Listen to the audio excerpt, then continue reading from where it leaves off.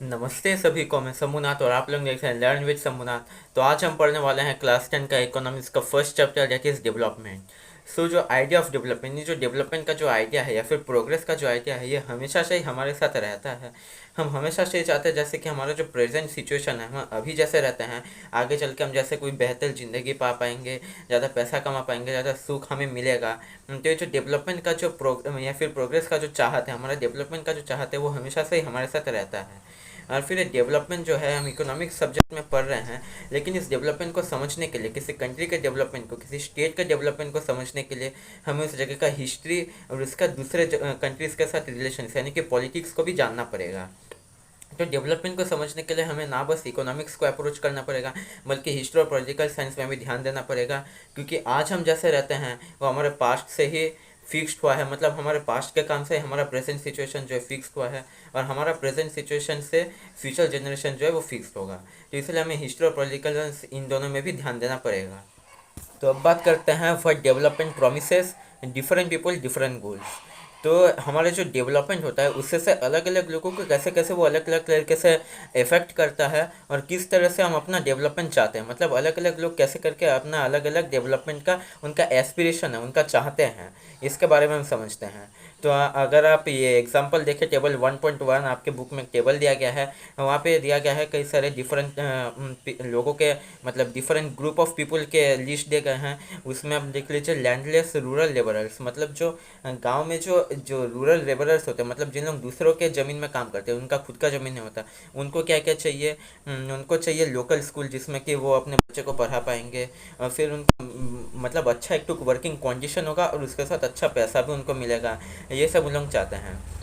अगर आप देखेंगे farmers depend on rain for growing crops, मतलब जो फार्मर्स इरिगेशन के ऊपर डिपेंड ना करके बस रेन के ऊपर डिपेंडेंट होते हैं, उसमें आप उन लोग क्या चाहेंगे, उन लोग चाहेंगे कि जैसे एक छोटा छोटा मोटा कोई डैम बने जिससे से कि मतलब इरिगेशन हो पाए, या फिर उन लोग चाहेंगे अपने घर में या अपने खेत में उन लोग एक नल बिठाना चाहेंगे, एक पंप सेट बिठाना चाहेंगे जिससे कि उन लोग पानी ड्रॉ कर पाए।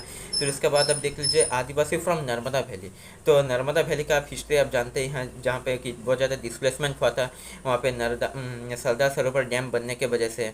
तो जो आदिवासी है नर्मदा वैली के, उसे क्या चाहिए, उसे जैसे कि मतलब वो जो डैम है जिसके लिए उसे डिस्प्लेस होना पड़ा, जिसके लिए उसे अपना घर छोड़ना पड़ा, तो उससे से उसका कुछ फ़ायदा हो, यही उसके लिए डेवलपमेंट हो गया।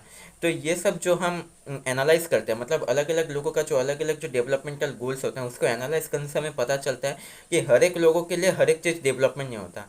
किसी के लिए एक चीज़ डेवलपमेंट हो सकता है तो किसी के लिए वो डिस्ट्रक्टिव हो सकता है, उसके लिए वो डेवलपमेंट ना भी हो सकता है। फिर कुछ चीज़ जो है, किसी का डेवलपमेंट हो गया तो वो दूसरों के लिए हानि पहुंचा सकता है, कुछ भी वो हो सकता है। एग्जांपल आप ले सकते हैं जैसे इंडस्ट्रियलिस्ट्स और फार्मर्स का। तो जो बड़ा बड़ा जो डैम्स होता है उससे से लोगों को अपना घर छोड़ना पड़ता है, लेकिन वही इंडस्ट्रियलिस्ट के लिए वो फ़ायदेमंद होता है, क्योंकि उससे से उनको हाइड्रो इलेक्ट्रिसिटी मिलता है, फिर उनके फैक्ट्री के लिए पानी लग सकता है तो उसके लिए उनको पानी भी मिलता है। तो इस तरह से एक ही चीज़ एक आदमी के लिए डेवलपमेंट हो और दूसरे के लिए वो डिस्ट्रक्टिव हो सकता है। तो इसी से हमें पता चलता है कि different people can have different developmental goals, and what can be development for one person can be destructive for the other. अभी हम बात करते हैं इनकम एंड अदर गोल्स, मतलब हमें इनकम के साथ साथ और क्या गोल्स चाहिए जिससे से हमारा डेवलपमेंट हो पाए। क्योंकि हमेशा से जो इनकम से हमारे डेवलपमेंट को मापा नहीं जा सकता, क्योंकि इनकम को छोड़ के भी बहुत कुछ हमें सोचना पड़ता है, क्योंकि इनकम ही वो चीज़ नहीं है जिससे से हमें हर चीज़ मिल पाए। इनकम को छोड़ के भी मतलब कुछ ऐसे चीज़ होते हैं जिनके लिए पैसा नहीं चाहिए आपको, वो चीज़ अनमोल होता है, मतलब उनके लिए पैसा नहीं देना पड़ता, लेकिन वो आपके लिए बहुत ज़्यादा इंपॉर्टेंट होता है। अब एग्जांपल ले सकते हैं अपने दोस्तों के या फिर अपने पेरेंट्स का। आप उनसे से अपना लव और अफेक्शन चाहते हैं, उनका फ्रेंडशिप चाहते हैं, लेकिन उसके बदले आप पैसा नहीं देते। तो आप पैसा होने के बावजूद भी अच्छा फ्रेंडशिप आपके पास नहीं भी हो सकता है, और आपके पास पैसा नहीं होने के बाद भी आपके पास अच्छे फ्रेंड्स हो सकते हैं। That depends upon the luck of you. And फिर उसके बाद आप सोच लीजिए जैसे कि एक बेटर वर्किंग कंडीशन, जैसे कोई आपको ऐसा एक जॉब मिल गया जिसमें बहुत ज़्यादा हाई पेमेंट आपको मिल रहा है, लेकिन वहाँ पे वर्किंग कंडीशन अच्छा नहीं है। वैसे ही दूसरे एक जगह में देखें तो आपको कम वेज मिलता है, मतलब कम पैसा मिलता है, लेकिन एक अच्छा वर्किंग कंडीशन है जहाँ पे आप लोग अपने फैमिली से रिलेशन रख सकते हैं, यहाँ पे मतलब एक अच्छा सीखने का एक तो एटमोसफेयर रहेगा। ऐसे सिचुएशन में पैसा का कोई रोल नहीं होता। तो इसलिए हमें इनकम के साथ साथ अलग अलग गोल्स को भी देखना पड़ेगा। तो इसी से हमें पता चलता है कि for development people look at a mix of goals, मतलब पीपुल बस इनकम को या फिर कुछ सिलेक्टिव चीज़ों को ही नहीं देखते, उन लोग बहुत सारी चीज़ों को मिक्स करके देखते हैं जिससे से कि उनका डेवलपमेंटल गोल्स जो है वो पूरा हो पाए। अभी हम बात करते हैं नेशनल डेवलपमेंट का। सो नेशनल डेवलपमेंट मतलब क्या होता है, ऐसा एक डेवलपमेंट जिसमें हर एक आदमी डेवलप करेगा और उस एक एक आदमी का डेवलपमेंट को मिला के एक नेशनल डेवलपमेंट होगा।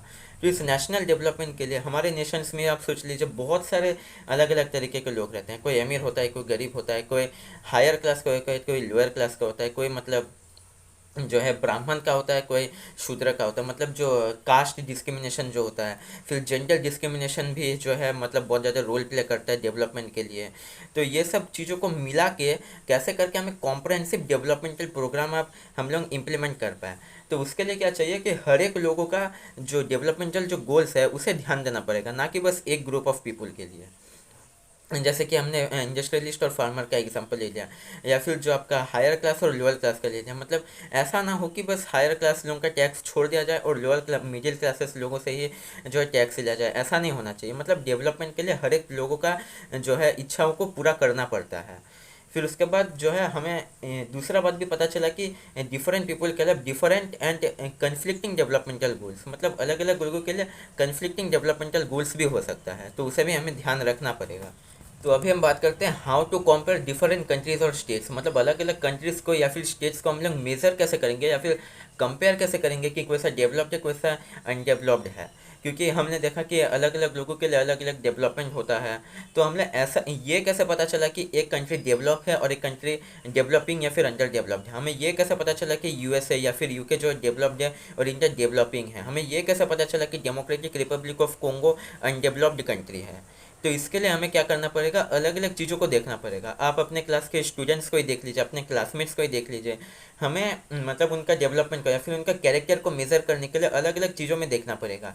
कोई पढ़ाई में सबसे ज़्यादा अच्छा होगा, कोई खेलने में सबसे ज़्यादा अच्छा होगा, कोई मतलब आइडिया देने में या फिर कोई प्लानिंग करने में वो सबसे ज़्यादा अच्छा होगा, कोई सबसे ज़्यादा फ्रेंडली होगा।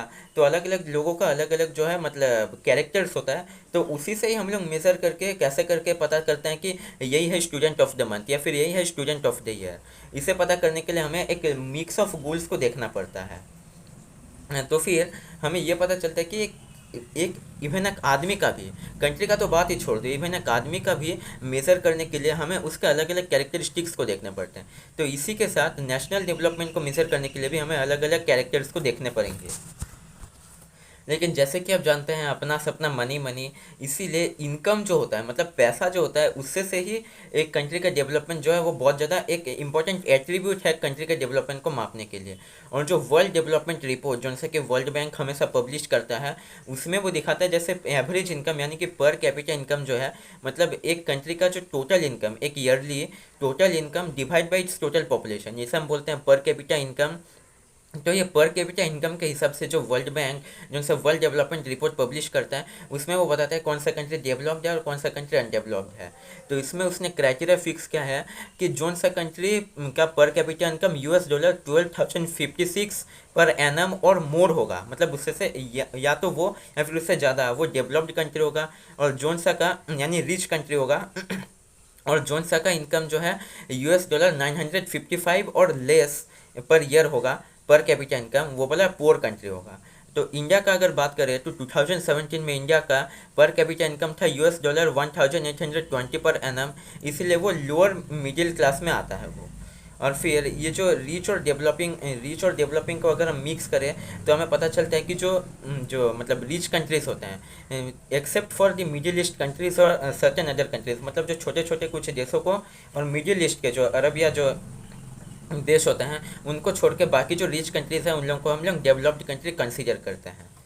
तो इसी के साथ हम बात करते हैं इनकम एंड अदर क्राइटेरिया का, मतलब जैसे कि हमें पता चला कि जो इनकम जो है इससे से ही हम कुछ सब कुछ खरीद नहीं सकते, हम सब कुछ मेज़र नहीं कर सकते। तो इनकम एंड अदर क्राइटेरिया मतलब अदर क्राइटेरिया को देखना पड़ेगा। तो यहाँ पे आपको टेबल दिया गया है, टेबल 1.3, जिसमें दिखाया गया है 3 स्टेट्स हरियाणा, केरला और बिहार का, उनका पर कैपिटा इनकम वहाँ पर दिखाया गया है। तो यहाँ पर हम देख सकते हैं कि हरियाणा में जो है सबसे ज़्यादा पर कैपिटा इनकम है 1,62,034 पर ईयर इन 2015-16। तो इससे से हम ये नहीं बोल सकते कि हरियाणा जो है सबसे ज़्यादा डेवलप्ड है इन तीनों स्टेट से। क्योंकि यहाँ पे अगर हम टेबल 1.4 को देखें तो यहाँ पे दूसरे कुछ क्राइटेरिया दिए गए हैं, जैसे infant mortality rate, literacy rate, net attendance ratio. Infant mortality rate मतलब 1,000 बच्चों में है, मतलब जो अभी अभी से ही पैदा हुआ है, मतलब 1 साल के अंदर 1,000 बच्चों में कितने सारे लोग मारे जा रहे हैं। तो उसमें आप देख सकते हैं कि हरियाणा में जो 33 है, केरला में 10 है और बिहार में 38 है। इसको अगर हम देखें तो हमें लगेगा कि केरला जो है सबसे ज़्यादा डेवलप्ड है। फिर अगर लिटरेसी रेट का बात करें, लिटरेसी रेट जैसे आप जानते हैं कि मतलब ये लोगों में कितने परसेंट जो है पढ़े लिखे लोग हैं, या फिर मतलब एक लैंग्वेज में कौन सा आदमी जो है पढ़ सकता है और लिख भी सकता है, उसे हम लिटरेसी रेट बोलते हैं। तो वहाँ पे भी आप देखिए केरला में ही सबसे ज़्यादा 94% है। तो इन सब एट्रीब्यूट्स को देखें तो फिर केरला ही जो है इन तीनों स्टेट्स से सबसे ज़्यादा डेवलप्ड है। क्योंकि हमेशा बस पैसा ही नहीं चाहिए, हमें सोच लिया हमारे पास स्किल होगा, हमारे पास अगर शिक्षा होगा, हमारा अगर जो हमारा लाइफ स्पैन होगा वो अगर ज़्यादा होगा, हमारा हेल्थ सिचुएशन अगर ज़्यादा होगा, क्योंकि हेल्थ इज़ वेल्थ ये हम सबको पता है। तो अगर हमारा हेल्थ सिचुएशन, हमारे स्किल्स, अगर हमारा लिटरेसी अच्छा होगा तो फिर हम कितना भी चाहे पैसा कमा सकते हैं। तो इसीलिए पैसा ही जो है हमेशा से मतलब एक लेवल में उसे देखना नहीं चाहिए, मतलब पूरा हाईएस्ट लेवल में उसे देखना नहीं चाहिए, हमें अदर क्राइटेरियाज को भी देखना पड़ेगा। और यहाँ पे दिया गया है नेट अटेंडेंस रेशियो, मतलब जो 14-15 साल के जो बच्चे हैं उन लोग कितना ज़्यादा स्कूल्स को अटेंड करते हैं, मतलब 365 दिन में छुट्टियों को बाद देकर जो वर्किंग डेज में वो कितना ज़्यादा स्कूल्स में अटेंड करते हैं, इसे कहते हैं नेट अटेंडेंस रेशियो। और फिर जैसे कि हमें यहाँ पे पता चला कि हरियाणा में या फिर बिहार में जो इन्फेंट मोर्टेलिटी रेट है, मतलब 1 साल के अंदर 1,000 बच्चों में कितने सारे लोग मारे जा रहे हैं, तो वो है 33 और 38। अब सोच के देखिए, अब अपने पेरेंट्स के लिए कितने ज़्यादा मतलब कितना ज़्यादा प्यारे हो अपने पेरेंट्स के लिए। और अगर आपको मतलब आपका 1 साल भी पूरा नहीं हुआ, आपका 1 साल का बर्थडे भी अगर सेलिब्रेट ना कर पाए वो, तो उनके लिए कितना दर्दनाक होगा वो। और फिर आप देखिए कि जो नेट अटेंडेंस रेशियो है बिहार में कितना कम है, 43 है, 61 है यहाँ पे ये हरियाणा का, मतलब कितना कम प्रोपोर्शन के लोग जो है 14-15 साल के बाद भी स्कूल में जा पा रहे हैं। अगर आपके साथ भी ये होता तो फिर आप अभी जो पढ़ रहे हैं, आप अभी जो मेरा वीडियो देख रहे हैं, आप अभी जो ये टेक्स्ट बुक पढ़ रहे हैं, ये सब आप नहीं कर पाते। तो आज का वीडियो यहीं पे ख़त्म करते हैं, मिलते हैं अगले वीडियो में, तब तक के लिए धन्यवाद।